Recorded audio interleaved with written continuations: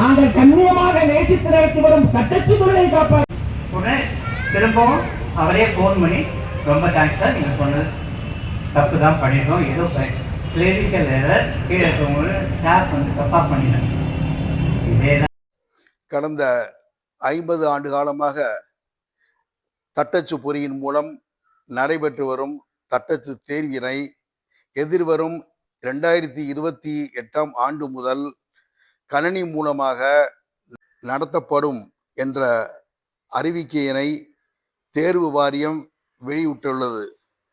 இந்த அறிவிப்பானது தமிழ்நாட்டில் உள்ள கிட்டத்தட்ட 4500 தட்டச்சு பயிலக உரிமையாளர்களின் வாழ்வாதாரம் பாதிக்கப்பட உள்ள சூழ்நிலை ஏற்பட்டுள்ளது.